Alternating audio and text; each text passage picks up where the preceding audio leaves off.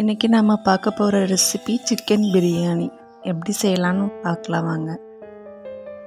Chicken பிரியாணிக்கு தேவையான பொருட்கள்: 1 கிலோ சிக்கன் எடுத்து வச்சுருக்கேன்.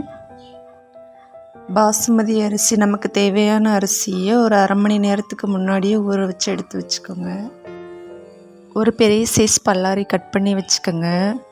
2 ஸ்பூன் தயிர், காஷ்மீரி மிளகாய்த்தூள் 1.5 ஸ்பூன், மஞ்சள் தூள் 1/2 ஸ்பூன், கறி மசாலா 1/2 ஸ்பூன், பிரியாணி மசாலா 2 ஸ்பூன், கருவேப்பிலை, இஞ்சி பூண்டு பேஸ்ட்டு தேவையான அளவு, மல்லி இலை, புதினா இலை, ஒரு பட்டை, பிரிஞ்சி இலை, கல்பாசி, 2 ஏலக்காய்.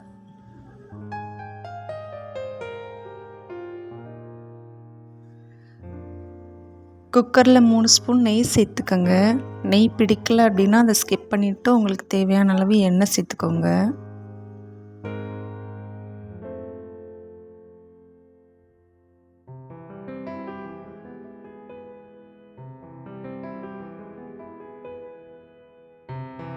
நெய் நல்லா சூடானதுக்கப்புறம் ஒரு துண்டு பட்டை சேர்த்துக்கோங்க. பிரியாணி இலை கொஞ்சம் சேர்த்துக்கோங்க. கல்பாசி கொஞ்சம் சேர்த்துக்கோங்க. 3 ஏலக்காய் சேர்த்துக்கோங்க. ஒரு பெரிய சைஸ் பல்லாரியை கட் பண்ணி சேர்த்துக்கோங்க. பல்லாரி நல்லா வதங்குற வரைக்கும் வதக்கி விடுங்க. கலர் நல்லா சேஞ்ச் ஆகி வரணும். அப்போ தான் பிரியாணி டேஸ்ட்டாக இருக்கும். ஒரே ஒரு சின்ன சைஸ் தக்காளி சேர்த்துக்கோங்க. தக்காளி அதிகமாக சேர்க்கக்கூடாது. அதிகமாக சேர்த்தோன்னா டேஸ்ட்டே மாறிடும். இந்த அளவுக்கு நல்லா வதங்கியிருக்கணும். அப்போ தான் பிரியாணியோட டேஸ்ட் நல்லாயிருக்கும். 2 ஸ்பூன் இஞ்சி பூண்டு பேஸ்ட்டு சேர்த்துக்கோங்க.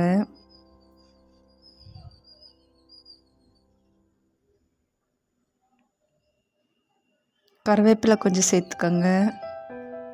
இஞ்சி பூண்டு பேஸ்ட்டில் உள்ள பச்சை வாசனை போகிற வரைக்கும் நல்லா வதக்கி விடுங்க. நம்ம எடுத்து வச்ச புதினா இலையும் கொத்தமல்லி இலையும் சேர்த்துக்கோங்க. இதையும் நல்லா வதக்கி விடுங்க.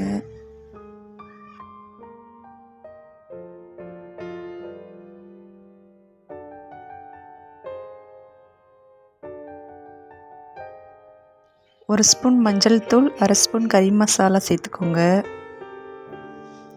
1 ஸ்பூன் காஷ்மீரி மிளகாய்த்தூள் சேர்த்துக்கோங்க. இப்போ நமக்கு தேவையான அளவு பிரியாணி மசாலா சேர்த்துக்கோங்க. இது எல்லாத்தையும் நல்லா வதக்கி விடுங்க.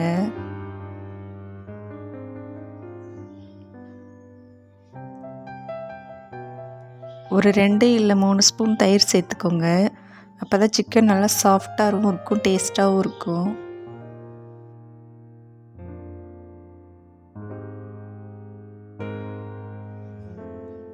இப்போ 1 கிலோ சிக்கனை அப்படியே சேர்த்து நல்லா வதக்கி விடுங்க.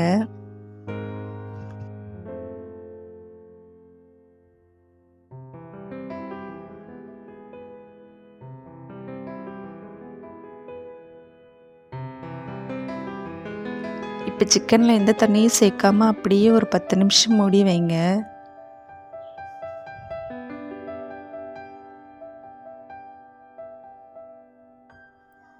இப்போ சிக்கனில் இருக்கிற தண்ணியே வெளியே வந்து அதுவே நல்லா வெந்திருக்கும்.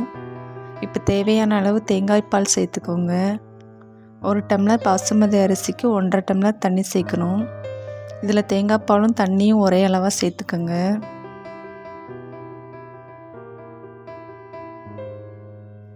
இப்போ தேவையான அளவு உப்பு சேர்த்துக்கோங்க. இப்போ நம்ம அரை மணி நேரம் ஊற வச்ச பாசுமதி அரிசியை நல்லா வடிகட்டிட்டு சேர்த்துக்கோங்க.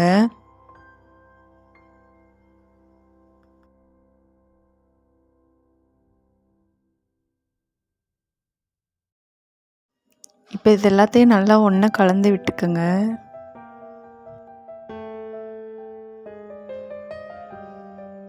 இப்போ குக்கரை மூடி வைங்க. ஆவி வந்ததுக்கப்புறம் விசில் மாட்டிட்டு ஒரு 7 நிமிஷம் மட்டும் வேக வச்சா போதும். பாசுமதி அரிசி நல்லா வெந்துடும், குழையாமலும் இருக்கும். பிரியாணி உதிரி உதிரியாக இருக்கணுன்னா 7 நிமிஷத்துக்கு மேலே வேக வைக்காதீங்க. ஸ்டவ் ஆஃப் பண்ணிவிட்டு ஓப்பன் பண்ணி பாருங்கள், பிரியாணி ரெடியாக இருக்கும்.